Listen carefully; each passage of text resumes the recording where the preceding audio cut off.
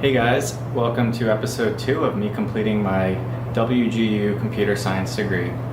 So it's been 2 weeks and I've made a lot of progress on completing my courses.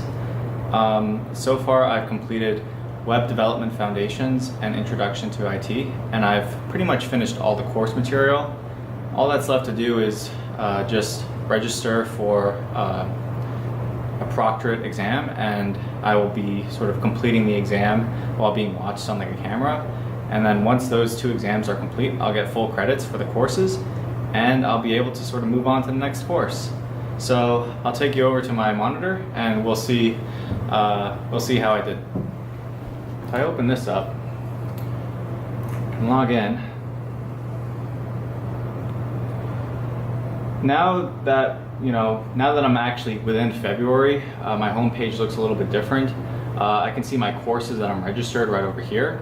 I can see my progress on my term, and I can sort of see a bunch of additional materials such as my mentor, emails, and additional resources over here. My degree plan is looking pretty good. I've got a lot of good courses sort of completed already from my previous bachelor's. And this is going to make it really easy for me to sort of accelerate through more of the quantitative courses rather than doing like these more liberal arts or general courses. So these are my terms and how they're sort of structured. Right now it seems that there's about 4 courses for each term, but in reality the more courses I complete in term 1, the more courses that will be sort of pushed from other terms into term 1. So these 4 courses that I have here don't actually necessarily mean that I'm limited to 4 courses.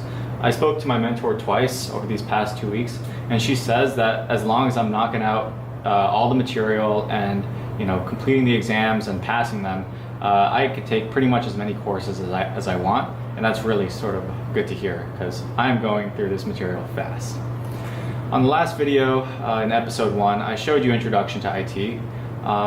Just out of respect for the developers, I'm not really going to be showing any of like the testing material or like what the actual tests sort of look like, but what I will show you is what it looks like after you complete a test. So I took a pre-assessment twice, and every single time you complete a pre-assessment, you'll get a coaching report that details how you did on each section for the pre-assessment. And I think this is really cool because it'll show you basically what you're strong in and what you're weak in. The first time I completed the pre-assessment, I had no background of the material, and I sort of guessed on my gut instinct. That showed, guessing on your gut instinct is really good for like the most basic material, like overview of information systems, but not so good when you get to like networks and scripting and programming. So first time I completed this, I made sure when I was going through the material, I focused more on the areas that I was weak in, and you'll see here that it's looking a lot better. This is the other course I've completed just this past couple days, is Web Development Foundations.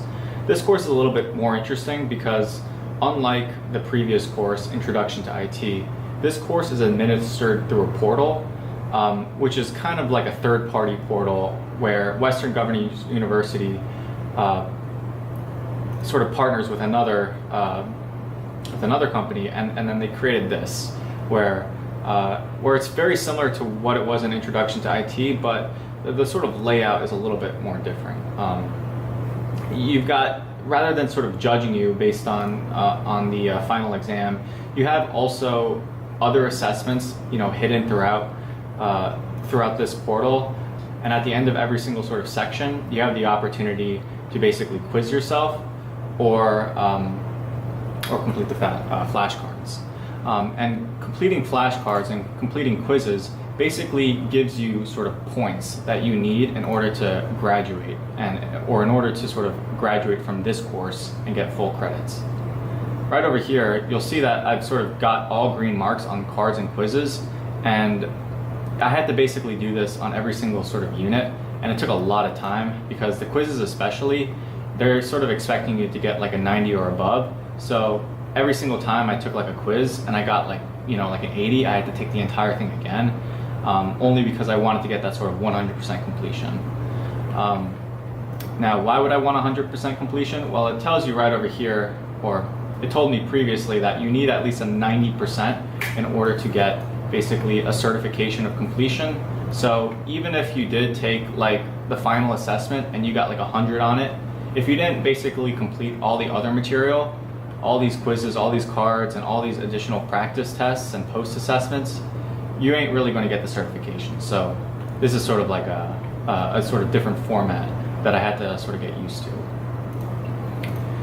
By going back into this dashboard, or go back to my portal, I am currently registered for 2 assessments.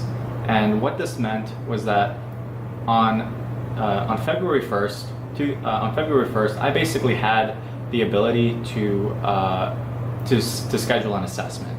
I was really hoping that these assessments would be available within like a day or 2, because I have a lot of knowledge about web development foundations that I don't want to forget over these next couple of days. But I've been waiting for about 2 days, and it's still waiting to schedule this assessment. So maybe it's because it's a weekend where I'm kind of like going to have to wait for a weekday for it to open up. But yeah, I'm hoping to get this assessment completed as quickly as possible. And right after that, I'm going to be knocking off this Introduction to IT assessment as well. The really good thing, though, is that my mentor, she's very supportive of, at my pace, so she had really no issues approving these sort of assessments that I requested.